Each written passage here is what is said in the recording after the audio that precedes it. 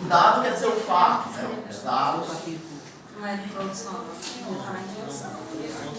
A interpretação.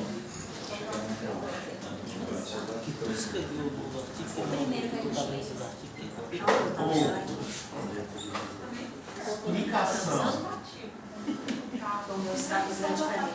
dos dados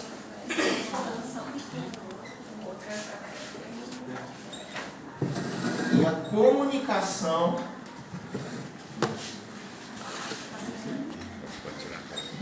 com o capítulo 1.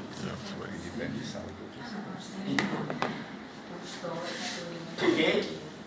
Então você apresenta o dado, mostra a tabela, explica o que significa essa tabela e tenta lembrar o que eu escrevi no capítulo 1. De todos aqueles parágrafos que eu escrevi no capítulo 1, né, esse dado e essa interpretação de dados, ele tem relação com o que eu discuti no capítulo 1. Vocês estão olhando com aquela cara pensando, parece que está assim dizendo, Para mim é muito para estar bem na visão. Mas eu vejo isso é uma questão lógica. Ele não pode dizer. Onde é que eu não consegui fazer isso? Ele não pode ser social. Primeiro eu preciso saber o problema. Ó,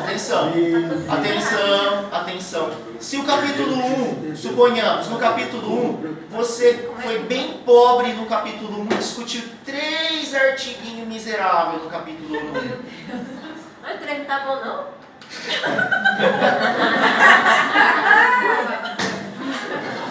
Vai ter elemento no capítulo 1 para você comunicar com esse dado? Talvez não tenha. Professor, eu vou sair daqui chorando. Até ontem, professor, até ontem eu estava super tranquilo, você acredita? Hoje começou a dar uma... Tá, mas não é para assustar, é só para mostrar o caminho para vocês, tá? Eu estou animado. Pensa, se você consegue apresentar 3 dados importantes, vamos pensar numa coisa tríade, tá? Então, se você consegue apresentar no capítulo 2, 3 dados importantes, explicar o que ele significa e comunicar com algo que foi dito no capítulo 1. Tá? Aqui eu acho que a gente não vai ser tão exigente. Eu estava conversando com o Tunico, né? Dado o nosso tempo, dado um pouco de coisa, não dá para fazer um negócio, exigir que você faça uma revisão de 20 artigos científicos no capítulo 1 e depois que você analise 50 dados no capítulo número 2, né? Não dá, né? Dá para fazer uma coisa mais simples. Mas tenta pensar no esforço, né? Será que se tiver 3 tabelas, eu consigo dizer qual o significado dessas 3 tabelas e comunicar com alguma reflexão teórica? Eu consigo?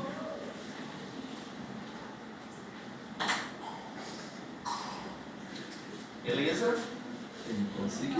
Quando não conseguir, não é aprovado. Vamos tentar pegar aí algum caso. Né? Vamos pegar aqui algum caso. Pegar ali o trabalho da Silene. Silene, você está... Acho que agora que eu estou voltando à memória. Canela é o teu tema, né? Isso. Então, a Silene, ela usa método etnográfico. E lá no capítulo 1, ela discutiu a teoria, ela discutiu a Daniela Alarcon com os Tupinambás. Né? Discutiu a Daniela Alarcon com os Tupinambás. E lá, a Daniela vai dizer que uma das estratégias para você conseguir bloquear a demarcação de terra indígena é atacando aqueles que se dizem indígenas, dizendo que eles são falsos indígenas. E daí lá, na entrevista, né, ela decide entrevistar algum fazendeiro que é contra a demarcação das terras indígenas, suponhamos. E ele diz assim, mas esse pessoal já é tudo misturado. E daí ela lembra da Daniela Alarcon no primeiro capítulo, né? Ela pega o trecho, coloca entre aspas, né? Mas esse pessoal nem é índio de verdade, é tudo misturado. E daí ela interpreta isso. Ou seja, se todo mundo não é índio mais, não precisa de demarcação. Ele, com essa frase, ele quer dizer que se ninguém mais é indígena puro, ninguém mais pode exigir isso. E isso não é um caso isolado. Como vimos no capítulo 1, esse mesmo processo acontece com os Tupinambás, conforme descrito por Daniela Alarcon.